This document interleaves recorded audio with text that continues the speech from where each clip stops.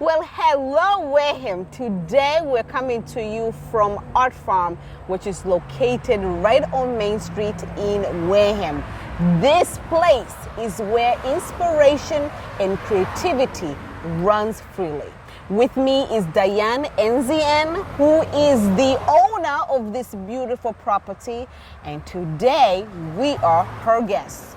Could we take a look at the property? Of course you may. Thank you. Come on in. Thank you.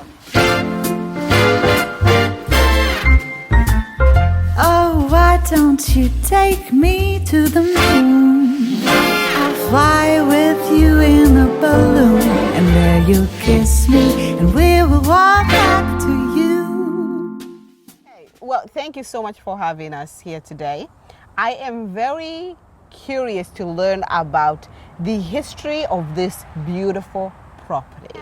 I found out years ago when I first bought this property that it was part of the Toby homestead. Yes. Originally, which was a lot of farmland. And this area has a lot of stone walls in it that were built back in that time.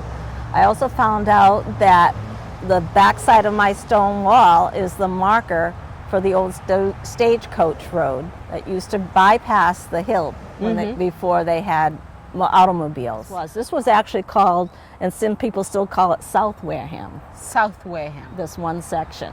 Okay.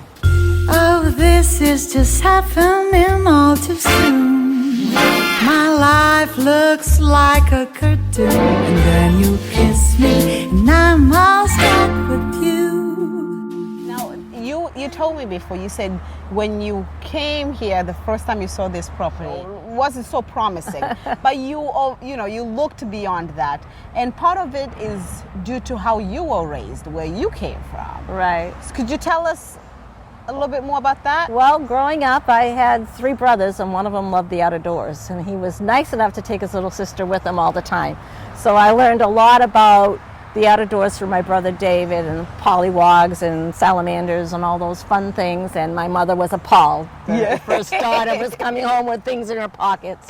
But that's initiated my love of the outdoors. After 31 years working for the post office, Diane retired.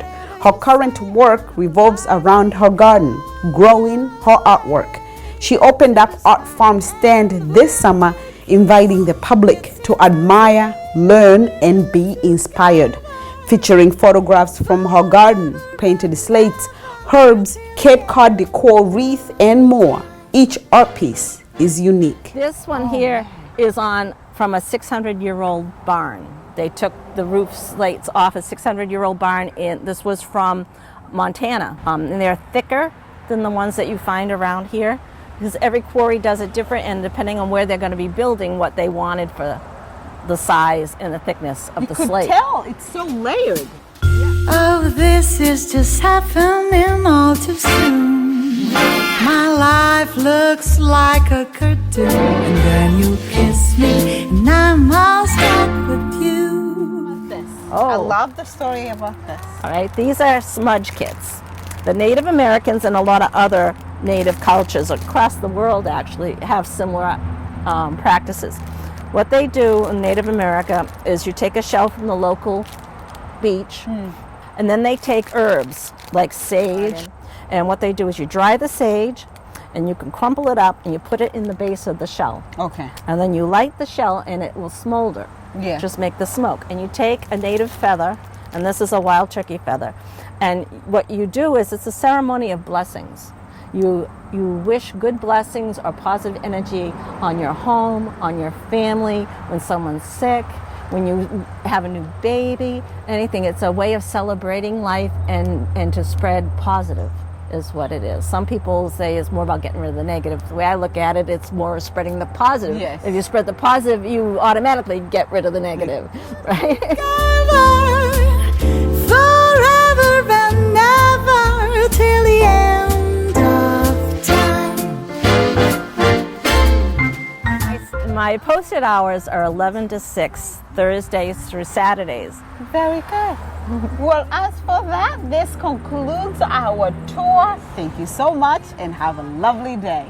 Bye. Do, do, do, do, do you